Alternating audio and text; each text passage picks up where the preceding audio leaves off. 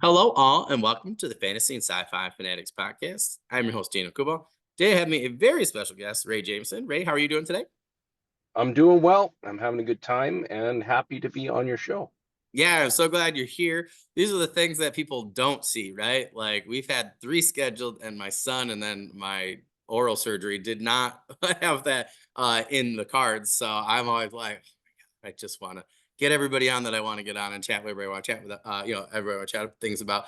So I'm so happy, that we could get it figured out today. It's ironic for our viewers that are listening or watching because there's actually a snowstorm on its way. I'm about an hour and a half ahead of it. So Ray and I are going to get this in and have a good time. And, it's just in time, but it's like, man, the universe was like trying to, keep us from talking about some cool stuff. So What state are you in for the I'm snow? actually in central New York. I'm like right Okay. outside of Ithaca, where like Cornell University is. So yeah, that like whatever was coming from like North Dakota just like kind of came over the Great Lakes and is coming back this way, I guess, this week. I, So I'm it's I'm in good. Winnipeg, just Oh, okay. north of North Dakota, and we seem to have just missed it, but apparently we're getting Oh, some okay. later this week. Oh, gotcha. Yeah, yeah, yeah. Well, I'm glad that we could, the weather could chill a little bit, for now and get it figured out. But yeah, I'm so glad to have you on. Once I saw your guys' Kickstarter, I was like, oh, I gotta talk to, somebody on this Kickstarter and, this project. I just thought it looked really awesome. I absolutely love the art. I like fell in love with the art like right off the bat. I just want our audience to know before we get started asking Ray questions. I will be having a video that will be a review of issue one for Madcaps that's going to come out. This will be Saturday, February 15th. So it'll actually be out this Thursday. So please make sure you check that out. That'll be 12 a.m. Eastern Standard Time. And again, this is going to be coming out on Thursday, February 20th. So I'll be talking about the issue. I'll show just the cover and some things. So please make sure you guys check that out after you guys have listened or watched this interview because I thought it was awesome. I think you guys will too. But Ray, we'll get right in really to that first question there. And what is your project Madcaps about, and how did this idea come about?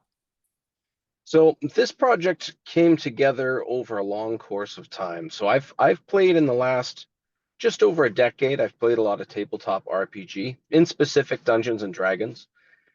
And the reason I started is because I moved across country and I needed an excuse to hang out with my friends. So we did it via webcam, and I was the dungeon master. And unlike your standard D&D modules, I did homebrew. In other words, all of the lore, the history, the cities is all under my own creation. And after about a decade of this, I've loved comics since before I can remember. And I decided, I wanted to express these stories through a different medium. So I started contacting talent through social media. And eventually you start getting some names. I'm kind of beside myself at some of the people, even now after issue one is done, to look back and think I got that guy on my squad. I can't believe I did that. And the story itself, it's medieval fantasy, of course. It takes place all three issues, miniseries, over the course of one night, and it's solely just about the reunion of four friends getting interrupted by an undead outbreak, which appears to have some correlation with a local drug problem. So if you were to imagine an adult version of Scooby-Doo Mysteries minus the dog and some cool quirks amongst the characters, that would give you a good ballpark of what you're getting yourself into. That's awesome. That's a good way to put it. I think I saw you advertise that somewhere in that manner, and I was like, that's definitely like my kind of thing. So that's just awesome. I love anytime somebody thinks about telling a story like this in this type of medium. I think that there's just a lot more you can do with it. I have switched because I was supposed to do a graphic novel with a guy before the pandemic in my local area, and then the pandemic happened, and him and my projects like went way sideways. But I had one story that now I've turned into a novel. But part of me still really, really, really, really, really wants to, one day see it as a graphic novel, just to be able to see, the different mediums. And now I've met a lot of artists where I'm like, oh my god, I'm like this thing has to be, put down into this medium at some point. So that's why your I get you. Kickstarter, I think, yeah, right, in particular, like really interested me. So I was like, oh, this is super neat. But that sounds awesome. Um, in terms of the role that you play in the writing process of Madcaps, can you talk about that, or what your role has been, just in general with the Kickstarter? That would be awesome. Yeah, so basically once I had the story written and I found my interior artist first. So when I was a kid, I liked drawing comics. It wasn't something I could ever chase as a profession. So because of that, I was never able to like strengthen those passions of mine. However, when I was a kid, I took a comic course and I understood all of the dynamics attached to creating such a book. So from pencils to inks to lettering to panels to story structure to dynamic covers and so forth and Oh, so on. So my plan was having the script done and then finding an interior artist. I found Evan Quiring. Shout out to Evan, who's also a Winnipegger like myself. You can awesome. find some of his own stuff, Murder City Devil and Lucha Mysteries.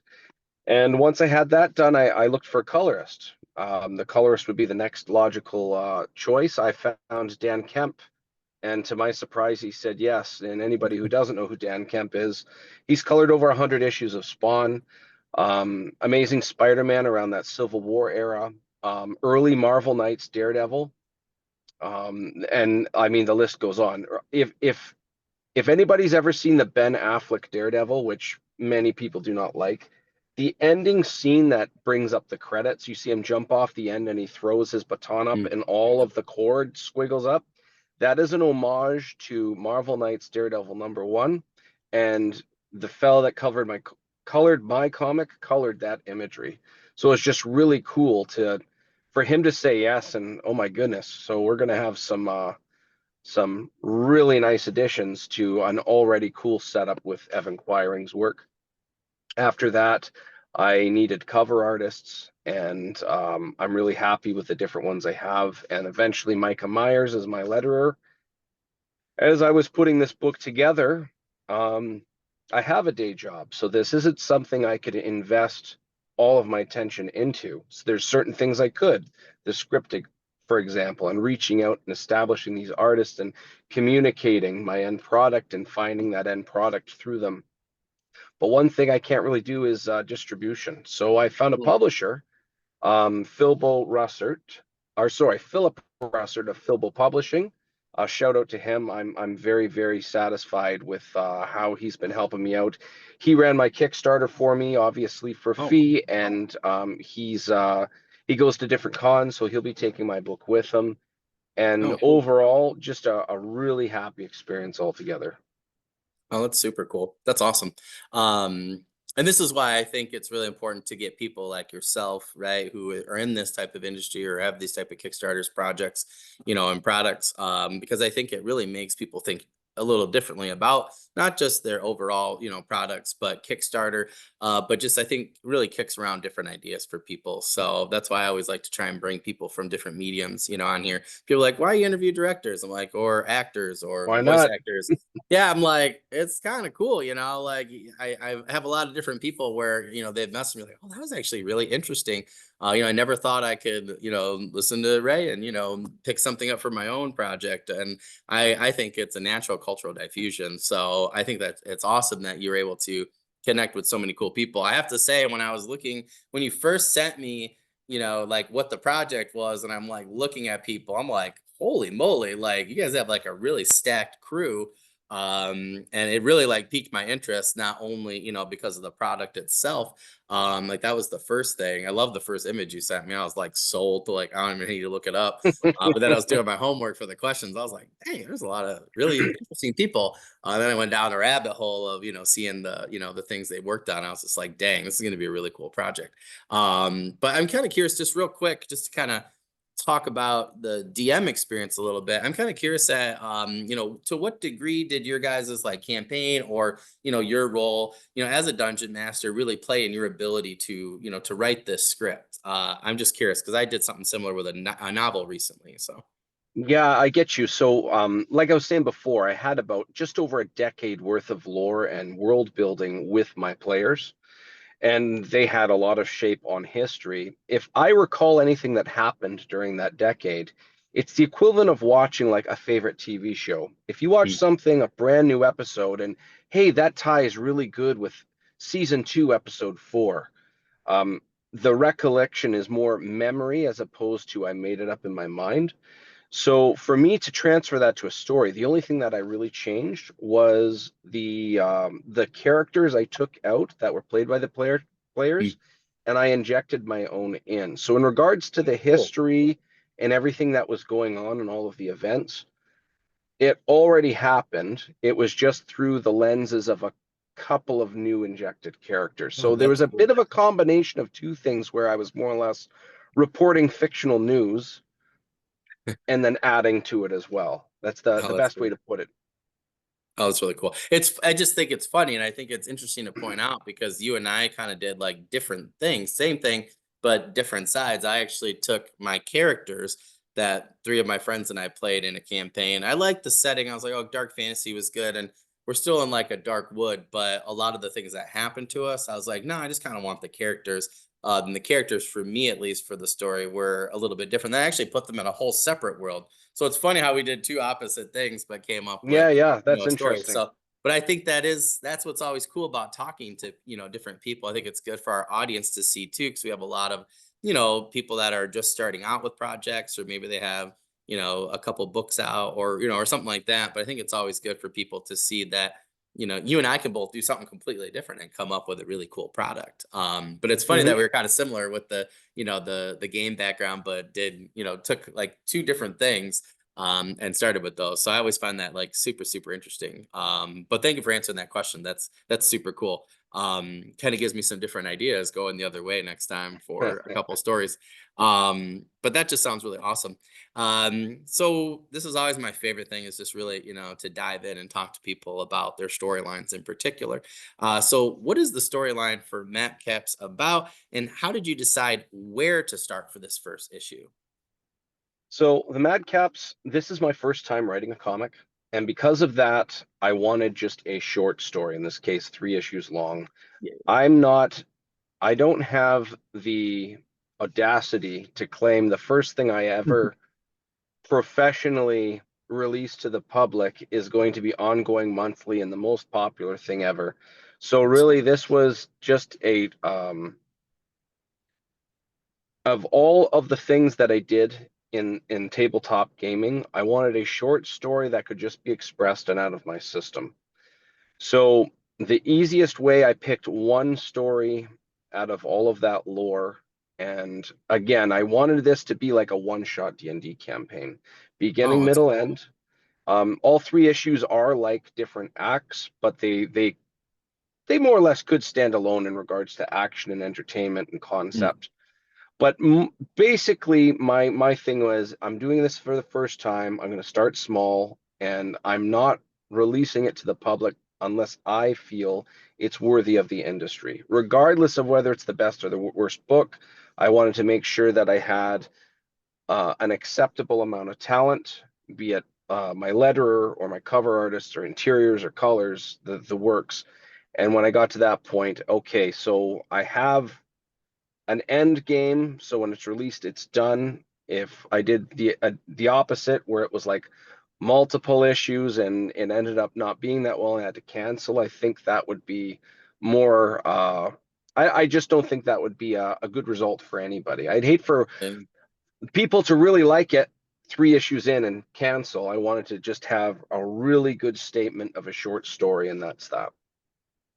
it's never happened to me, has it? I'm like staring at a couple of comic book companies right now. So one, I want to thank you, Titan, for taking over a couple comics that I absolutely love and not doing that and doing them justice. So I totally feel that. I'm like, oh, I've had some where I'm like, I was literally praying to the universe. I was like, Crom, never mind. I guess that's too much. But I was like, please take this character and give him to somebody else, right? So they can do him justice. So thank God Titan has Conan now, because I was so tired of it. I'd go down there. And I love the run, amazing artists. And then like, oh, we only sold like, a few issues out of these three. And then I'd go down for the fourth, fifth, or sixth. They're like, oh, nope, done. They had me like 6 or 7 runs in a row. Yeah, it's And then I frustrating. found out Titan bought them, and then they just like flooded it with talent. And it's just been like they brought back the Savage Sword of Conan, like the bigger issue magazines. I just like it's just been awesome. The guys at the comic store was like, "What do you want?" I was like, "Anything with Conan on it and Titan, like just give it to me." Because I've been so long, right, where there was just such a crazy gap. Like you couldn't find anything other than 4 out of 4 issue, short series Hmm. stuff. And it's a shame because now, and I'm glad Titan did that because they've just done a much better job. So I totally feel you when you were saying that. I think that's a really smart idea. It's ironic because you said this about yourself. You want, go a little shorter with this medium. And that's like for me, for my novellas, some people, people ask me like, first of all, it's cheaper for me to release novellas right now. It's easier for me time wise with my young son and stuff. But I too, I'm Hmm. like, I just picked a different medium, to get some stuff out there. So it's a little shorter. So I have like three prequel novellas. So I totally feel like on that run too. I'm like trying to provide the best product possible, but I'm kind of using it as a learning experience, Hmm. for some of these different mediums. So I totally feel you on there. And I just always like to point that out to people because I think that's really smart what you did. And I think it's a much more manageable task. And I love that you were saying, like it's 3 issues, it's a D&D one shot. Like that's just awesome. Like what a great way to advertise, something like this story. So I think that's really, really cool and really, really smart on your part. So I definitely want to point that out for the audience. So can you tell us a little bit more about the characters that you have chosen for this series and, why you chose them particularly for this tale? So for this tale, the character is actually based off of the original players who played their own characters. So remember I said before I took the characters out and injected new characters. The characters are based off of those original players. Oh, that's really So cool. I drew a lot of inspiration from them. So I was able to play up their strengths, play up their weaknesses. I'm not a fan of infallible supermen, and that's no slight at Kal-El or anything like that. But I'm not. I think it'd be boring if my guys were invincible. So you've read the first issue. Within, I think, in the first half of the issue, three of them almost get killed, and they're saved by guards. And I said this on another podcast not too long ago. Getting saved by guards in D&D is the equivalent of like Captain Kirk getting saved by red shirts. Yeah, yeah, yeah, I wanted to really point out that these guys could die. I wanted to have gravity and all obviously I can't dive deeply into issue 2 and 3. They haven't come out yet, but this takes place over one night. You can only like carry heavy things for so long. You can only run so long or so far and so long. You got to get tuckered out. So um Madrakis, for example, the red-caped, lizard-like looking individual, one thing he can do is, well, basically, he's a descendant from a giant kaiju-like electric eel that lives out in the ocean called the Great Storm Worm. And one thing he inherited through his lineage is he can vomit out lightning, which he stores in his gizzard. Now, with that said, really cool, really awesome, but it's limited, just like a skunk and its defense mechanism. It can't do that all the time, or a snake with venom. And he's the same thing. So you see him use that up, and then he almost gets killed because that was his big walloping haymaker. It's like in D&D when you use up a spell slot, now you have to rely on your cantrips if you're a spellcaster. Another cool thing about Madrakis is although he's got that cool blade and that cool armor, it's all ceremonious or ceremonial, I should say. He doesn't know much about his people. The little he does, he tries to reflect it. So the armor and the blade, he's not a fighter, although he's uh, an impressive specimen at over 6.5 feet tall, over 350 pounds. But with that said, he can swing a blade really darn hard, but that doesn't make him a skilled fighter.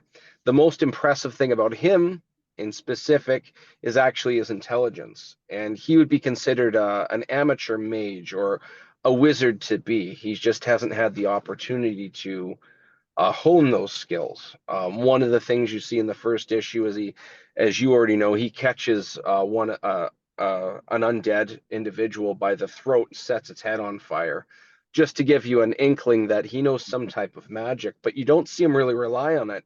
You're not really sure how well skilled or how deep his ability in the arcane is. You know it's there, but that's about as far as it goes. Um, Another individual that many people like a lot is Chasgo, who's a blue-skinned elf.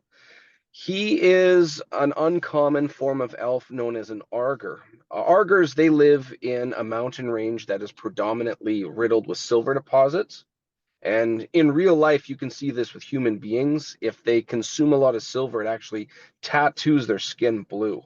One guy was on Oprah. You could probably look up, if you type in on YouTube, I'm sure Oprah blue skinned man, he'll show up. He literally looks like a Smurf, like a Papa Smurf, complete with a white Oh, beard that's and stuff. interesting. Yeah, It yeah.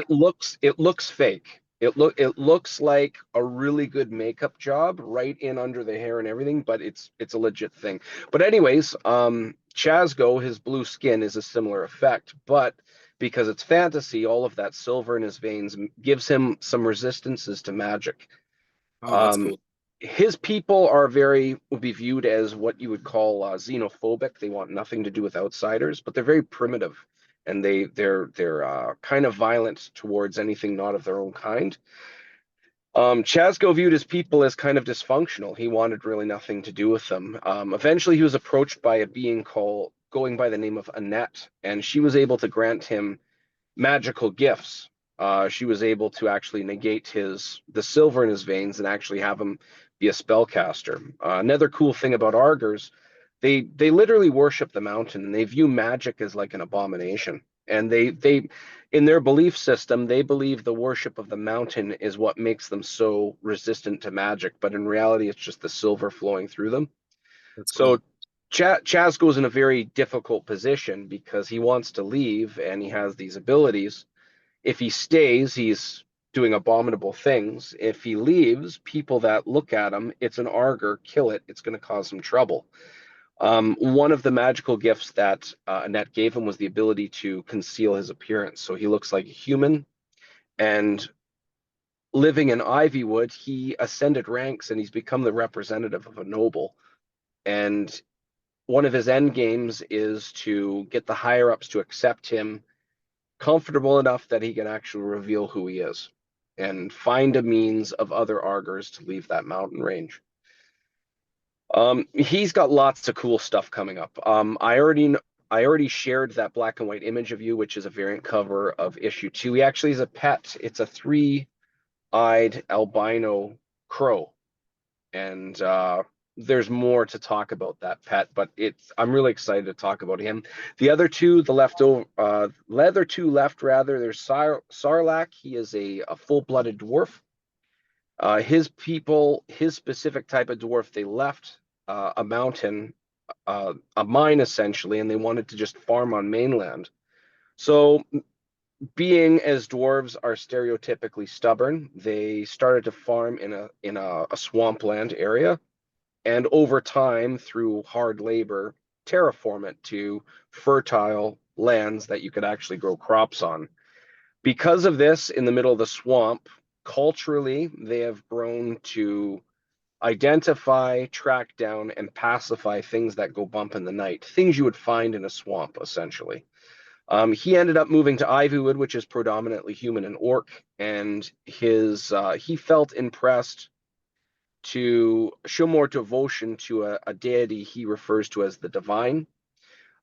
He erected a church in Ivywood and decided that he wanted to reflect his deity's teachings. He wanted to speak with his hands. He wanted to help those less fortunate. He's not there to thump his beliefs on anybody. So with that said, he's kind of an interesting individual because he's used to hunting down and slaying monsters, and occasionally he will leave the city to do that if it's a problem. Caravan's gone missing, and he hears that would be the type of thing for him to go and investigate. He would be most likely to isolate what a problem is. But he is a person of peace. And personality wise, the best way to describe him would be a long fuse to a large cannon. It's a good way to put it. And then there's the last guy who's Dunan Eni, a dwarven father, and sorry, he's the product of a dwarven father and a gnomish mother. So he's a little bit shorter than your average dwarf, and he doesn't grow a beard. He draws from both bloodlines, but he has a hard time fitting in with either culture. And because of this, any bond he would have to a close friend would be just as strong as it would be to a family member. The inside cover to issue one, there's actually a passage of him talking to his father, just explaining why he's wanting to meet up with his friends. The whole first issue, or sorry, the premise of the first issue is done in trying to get the other three back together for employment opportunity. And that first passage is him just explaining to his dad why he would do these things for a non-dwarf. And one odd byproduct he's discovered with himself is he's able to magically manipulate metals and crystalline structures, which includes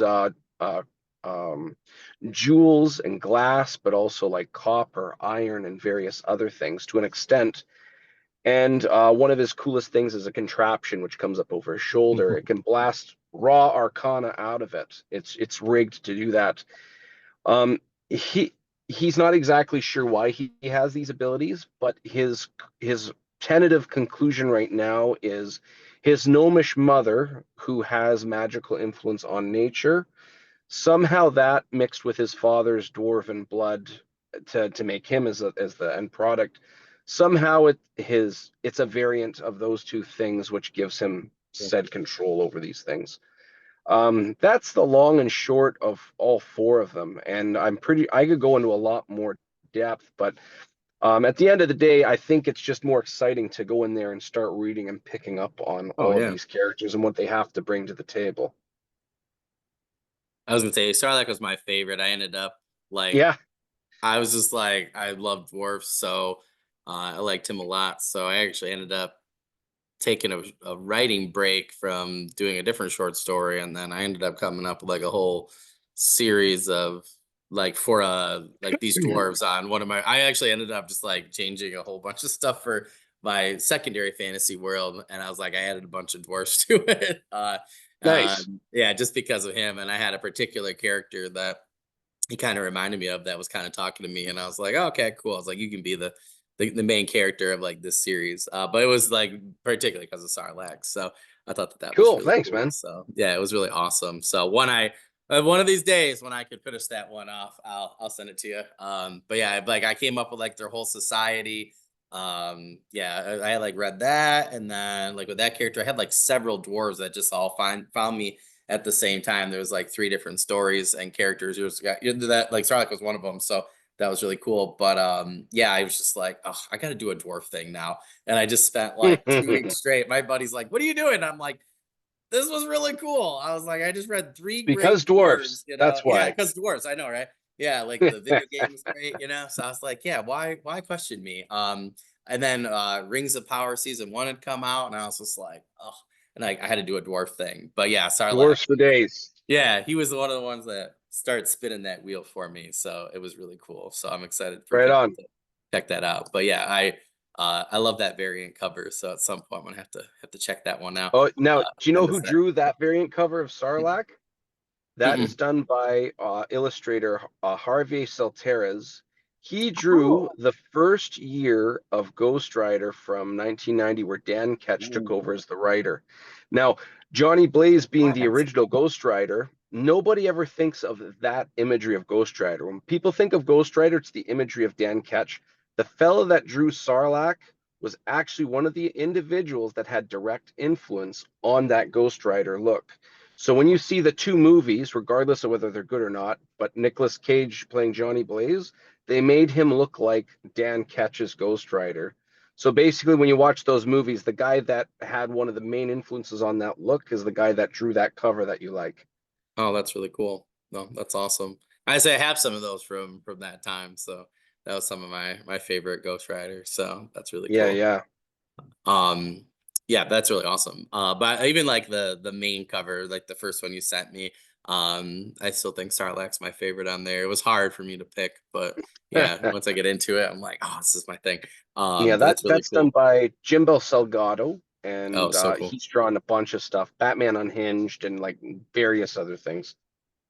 Oh yeah, it's really neat. I'm like moving things around in my basement, and we're like repainting this winter. So I had to like fix a wall. So my wife's like, "Oh, you can finally like get all your art up," and I was like, "Yeah, I'm looking at more." So that was one of the covers. I was like, every time I see it, it like, gives me an idea. And I just, I want to be surrounded by that stuff in my writing cave because it's like that's where, I'm trying to get more things going. So, but yeah, that's definitely one of those covers where I'm like, oh, that's super cool. But that's all really awesome, I think, to know. I liked the characters right off the bat after I saw the cover, and then once I started check out the Kickstarter, I'm like, oh, this is really neat. And then actually diving into issue one, I highly recommend people in our audience if you're, if you're a fantasy fan or you're just a comic fan, like check it out. You're gonna have to buy issue two and three, I guarantee it. But yeah, definitely at least check out the cover, and everything for issue one in the description. You will not be disappointed. Ray, you're definitely on the right podcast. Let me just say it that much. So Thanks, man. I Right think on. that's really Appreciate cool. it. Yeah, for sure. Yeah, but I always love talking to people about the overall story and just the characters in general. But yeah, these were some ones that I really want to make sure our audience, were able to check out. I've had a lot of people message me privately about, like how do I take my DM experience or how do I take my player experience, for whether it's D&D or Starfinder or something like that, or even some video game experience, right? And then be able to, to translate that. So I always think it's cool, when we can come up with some great representations of that, particularly different mediums. So that's really awesome. But yeah, can you tell us a little bit more about, the world building in general? And I'm just curious that, like, you took the world, but were there particular things that you tried to focus on, for this story? Or I'm just kind of curious, like, how you kind of decided in that world. Because I assume over this 10 years, right, that Mhm. there's a lot of things you could pick from. So I'm kind of curious at why you chose like this location, this storyline in terms of like the world building, like what really went into creating this story. So, the first thing I picked was a specific storyline. I picked the one that I felt would fit nicely in 3 issues. Okay. And after that, I everything else comes together. Well, that story involves this city. And Oh, that makes sense. one thing I really, really wanted to do, I'm not sure if I said this yet, I wanted to make sure that the story, the all of the world before the story, it felt like it existed before the story started and exists after. For example, in the first couple of pages, Madrakis and Dunnan coming into Ivywood to meet up with Sarlacc and Chasgo. Dunnan's saying to Madrakis, "I'm glad you joined me. This I think it'll be easier to convince the others to come along." And Madrakis just says, I'd rather be somewhere else with my nose in a book." And Mhm. I wanted to make sure that there was enough stated. If you were dropped in a random circle of friends that you've never met before, Hmm. and you were dropped into their lives and watched them interact, it's almost like you would have to know insider baseball to understand all the context of what's going on. The opposite of this would be what I call lazy writing, where somebody walks up to the other and says, "How are you doing today, uncle?" Well, nobody calls their uncle uncle. It's just a way of getting the reader to know right away. I feel it's kind of lazy, but I wanted people to have some type of not quite insider baseball, but not I didn't want to um patronize the reader either. I wanted to them to get a rough idea of their lives leading up to that point, but not have full the details. And then the story starts there. You want to know those details moving forward. And yeah, something like Madrakis, when they have to report their names before they enter the city, as soon as Madrakis says his name and he says it with a sigh, the guards are ready to confront him. And all he says is, "Ivywood's charges against me were dropped," and he's let in the city. Anybody reading that, like, what the hell happened to him? Like, okay, well, this is interesting. Yeah. Um, I can't say anything by the end of book 3 without spoiling anything, but any time a character is introduced, you have a rough idea of what's going on, but I don't lay it all out for the reader because I feel when they know a little bit less at the start, it feels more natural. And again, I wanted to avoid patronizing the reader. I think that makes total sense. This just happened the other day with something where I was like, I get recaps, but you know, when you have a seven, whatever, 7, 8, or beyond that book series, right? And you recap every single thing that's happened from book one, you know what I mean? Like, even if it's in 2 pages, I'm just like, oh my God. I'm like, go read the previous book, you know? Um, I'm just gonna say it. David Eddings did it in every single book, and it was like it was not 2 pages, right? I skipped those parts. I'm like, I read them all within 9 days of each other, you know, like I didn't need to recap, you know. But I felt Right. like that was like one of those things that was pushed on us, you know, and the past, you know, like around our like before, during, and after our generation, right, where it was just like that's just what storytelling was like people felt like that was something that was needed and you're just like oh my god like so I totally get that. I actually like being like when you say that like ooh what did he do and then it kind of piques my interest more, especially if there's not exposition right there, right? Because that happened to me today with somebody. Like I was talking to somebody and I was like oh I didn't know that about them. Did somebody come up to me like, "Oh, yeah, like, this is the backstory?" Like, no, like, it's still in my mind, and at some point, we'll discuss it or something will happen, and I'll learn more about that story for them, and I think that is, like you're saying, that more natural way, to tell a story or to get people to learn about these characters, but I think that's really cool. I just hate when people info dump. I hate when I info dump and when I'm writing, Well, yeah, that kind of thing. another cool thing, if done right, and the reader doesn't fully understand, leading up to the point where you want them to understand, all the things before that that aren't completely explained, they're going to remember that. It's an Yeah, easier true. way to get somebody to process a story to the level you want them to. And I really believe in that. I saw, this is going back maybe 10 years. There was a fella on YouTube. He explained why he says why Mega Man X is the best game ever, the original.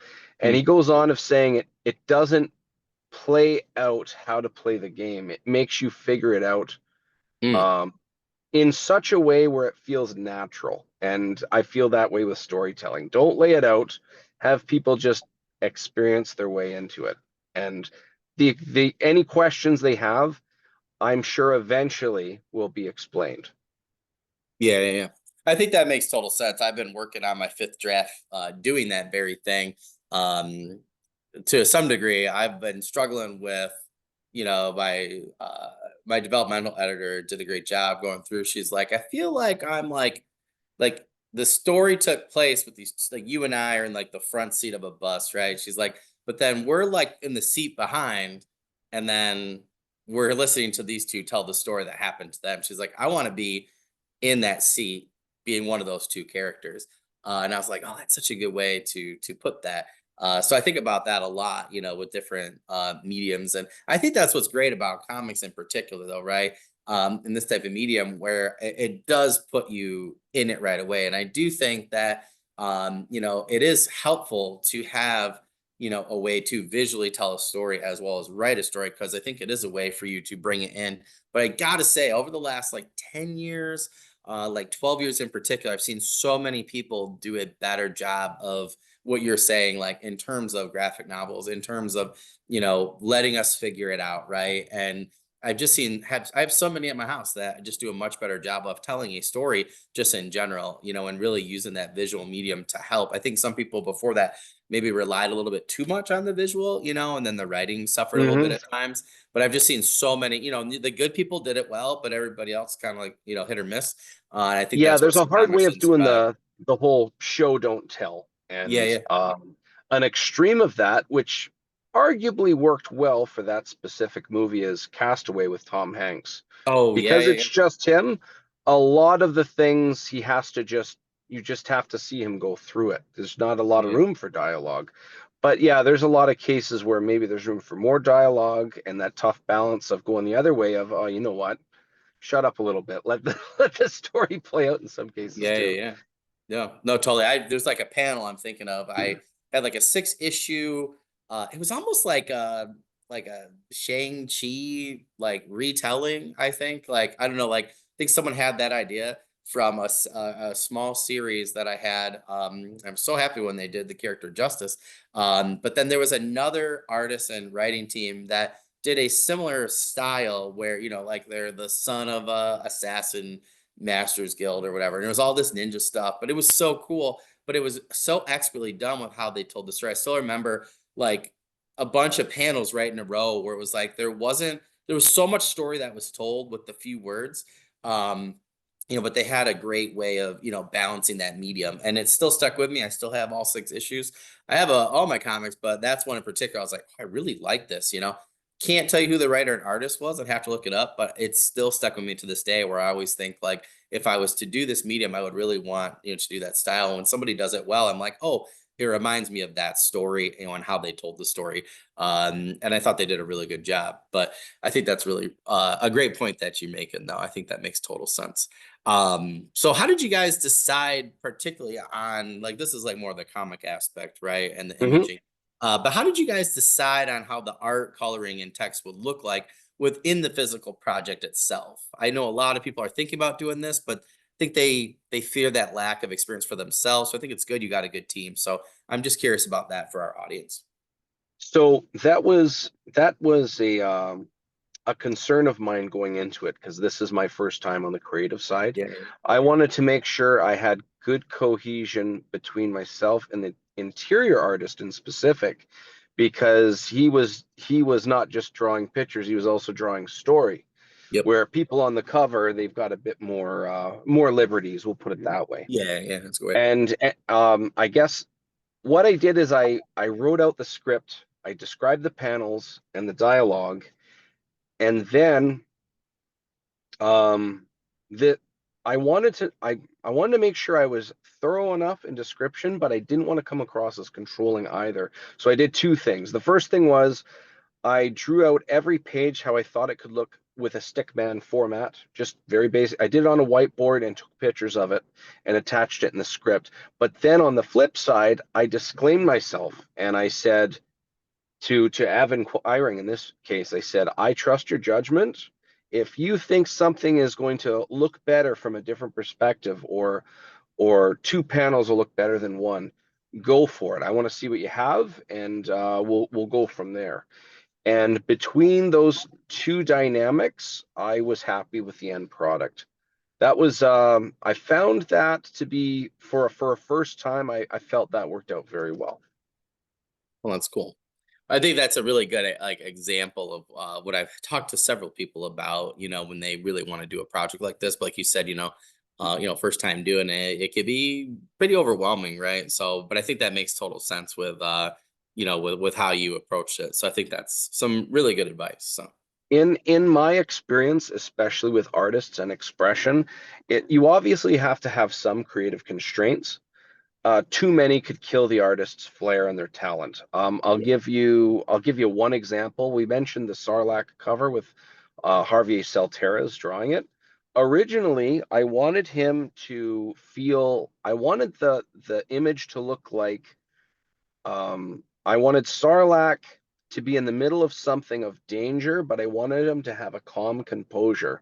And I was thinking the type of calm composure would be similar to that of a quarterback right in the middle of all the chaos while a play is going down, and he's about to get sacked by like three people, and he's just milking that last second before he throws that ball. And what my description originally of that cover is, you know what, maybe two or three skeletons or maybe zombies or something jumping, about to land on his back while he's swinging his axe and knocking two or three away from him, ahead of him, while he's swinging his great axe. He sketches what you see, which is not what I asked for. And I liked it so much, I just instinctively, I said this as a joke. I said, shut up and take my money. Like yeah, that. It's the same thing. It's just a different result. He wanted that calm composure.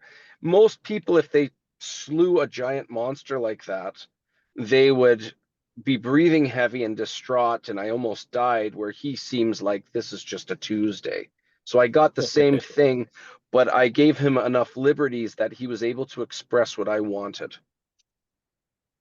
oh, it's super cool. I think that, yeah, I think that was a great process to go through. It's funny that you mentioned that, because I always talk to Felix Ortiz about this, like privately or in personal comments on Facebook or something. And like he said in a couple interviews, he stated quite a few times that like like early on, and he's like amazing, right? Like early on, he's like, oh yeah, I'll take this or that, or I'll read something, in the book or whatever. But now he's to the point where he's just like, I don't want a lot of notes. I do like to give my artist Caleb, like notes, but for my podcast logo, for instance, I was like, I want this, and this. However you throw it together is whatever.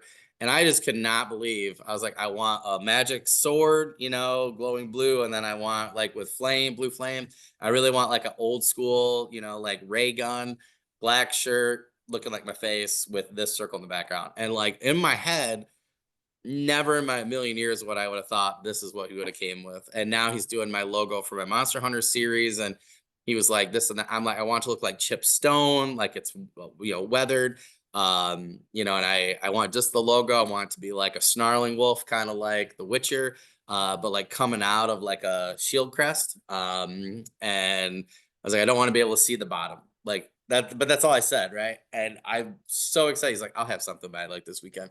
And I'm like, oh my God, I can't wait because I'm so used to him just taking whatever my basic idea is. And we've come a long way since I gave him notes for my first one, like art that he did. But I mean, now I'm just like, no, I'll just give him a few things and he'll just run with it and he's just better at it than me, which is totally fine, Yeah, I which is get why you. you pick a good team, right? Which I think is smart advice on your part.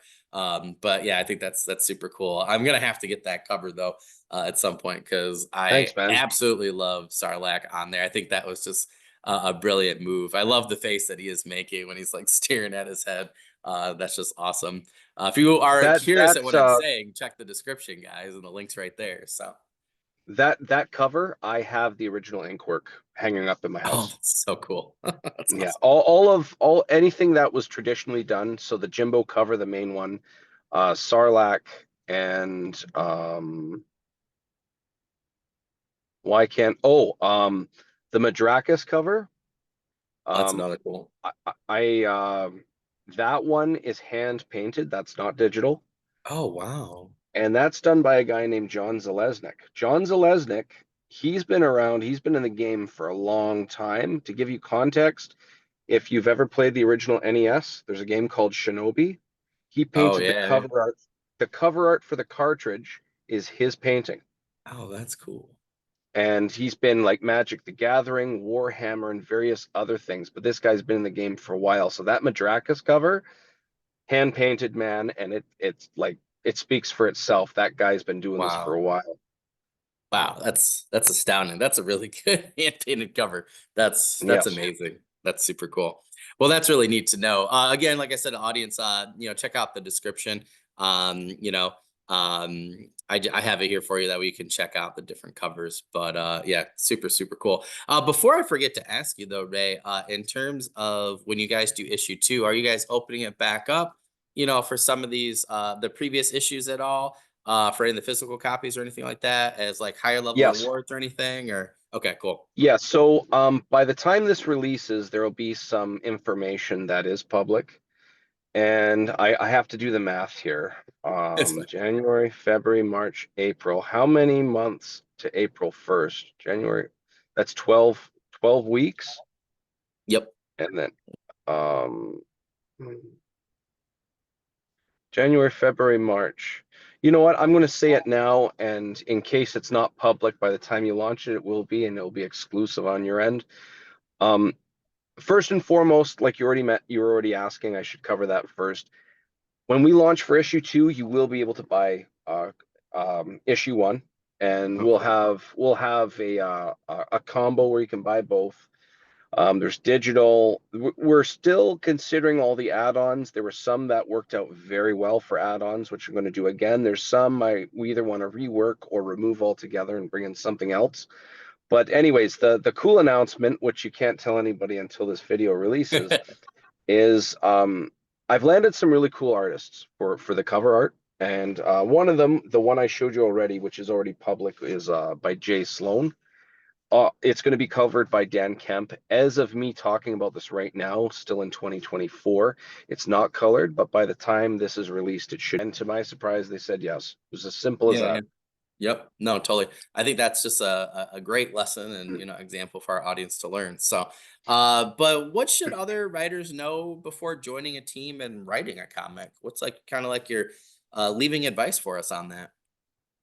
Well, at the end of the day, if it's not your story and you're paid to write, that one I can't relate, but my suggestion would be understand you're part of a team.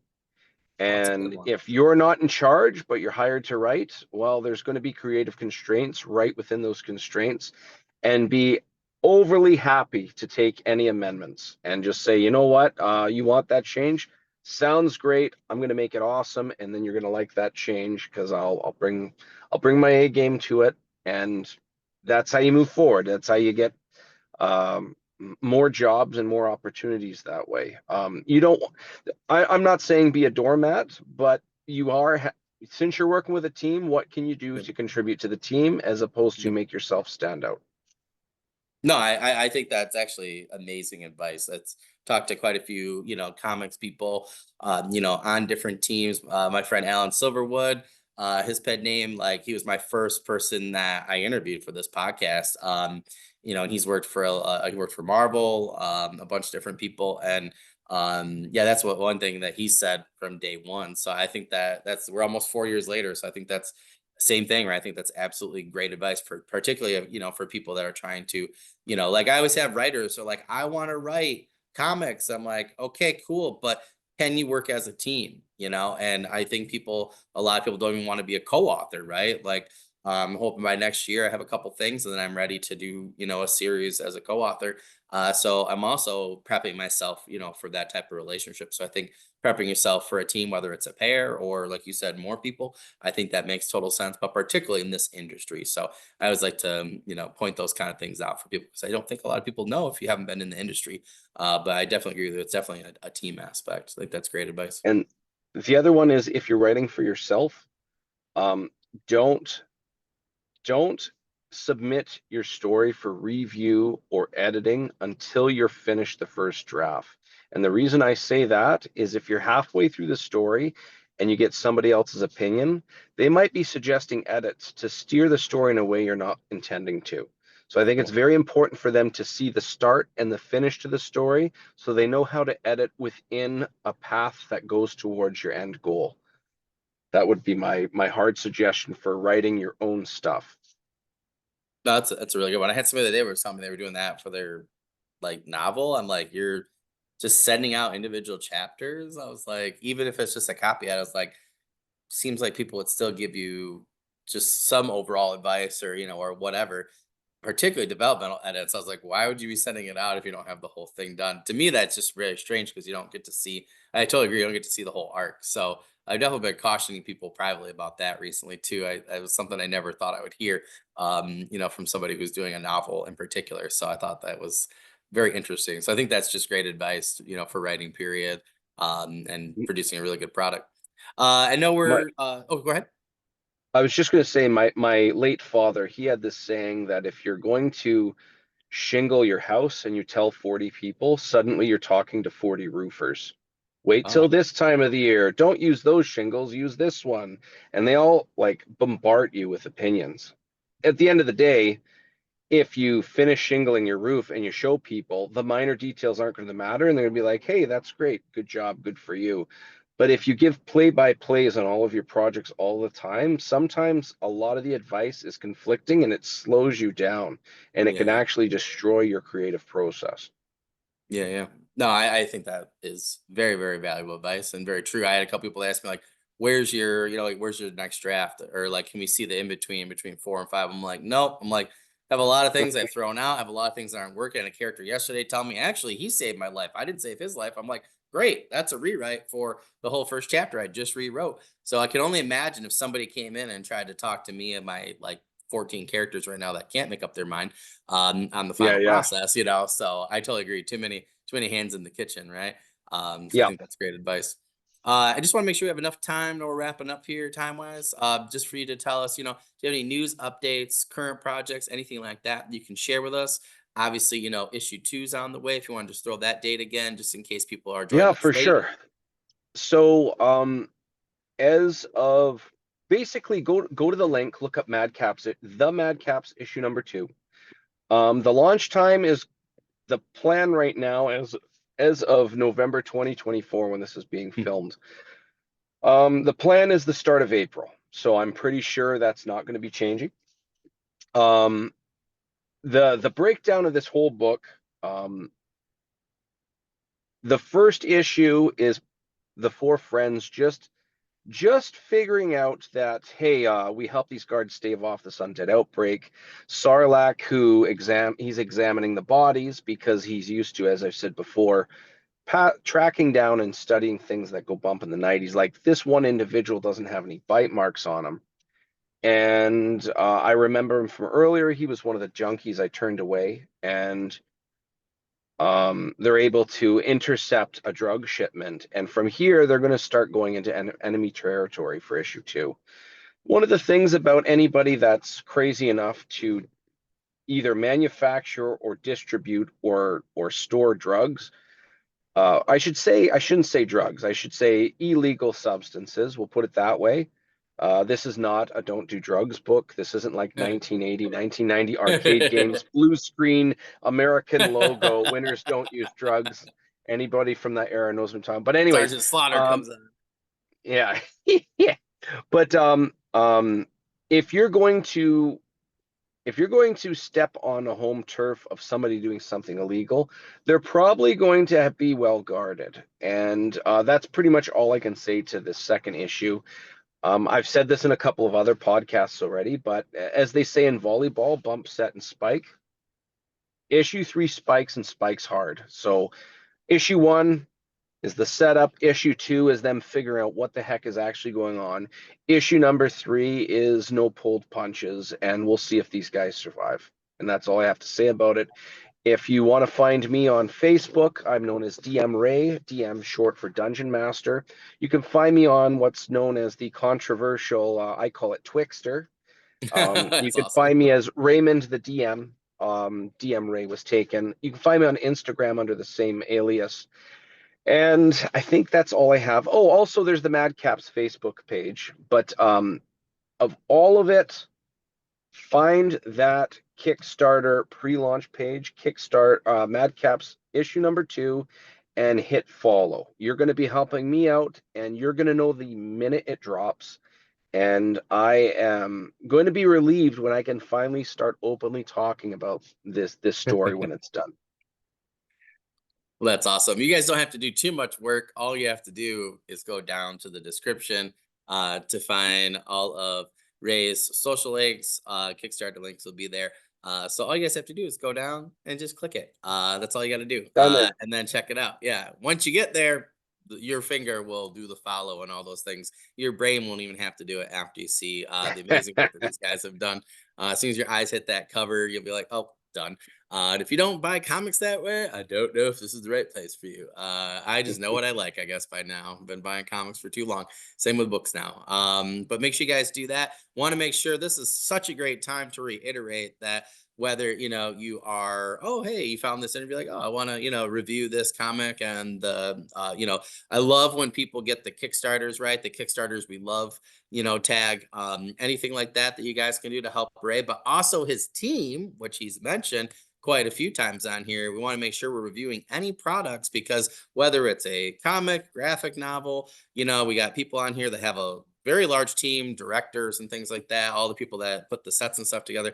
Want to make sure we're helping anybody, whether it's the author, artist, writer, voice, actor, editor, all those things. Doing those reviews, those likes, those follows, those kind of things, particularly on Kickstarter, really helps everybody out with those projects. So we really want to make sure you guys are doing that just to help out our authors and creatives.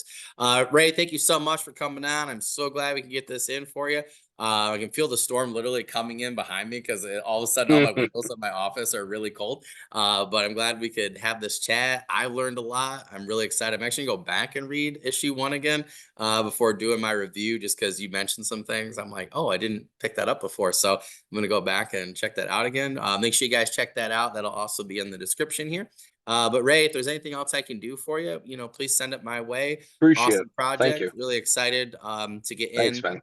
Yeah, I'm excited to get in for, the physical copies and things like that, for issue 2, and some of the, ones for whatever you guys got for issue 1 as well. So I'm definitely gonna be following that. But if there's anything else I can do in the meantime, you just hit me up on Facebook or social media, and we'll get it done for you, my friend. But other than that, good luck, Right on. with Appreciate Kickstarter it. for issue 2. Right on, man. Thank you. Yep. You have a good rest of the day, my friend, and I'll talk to you soon. See you later.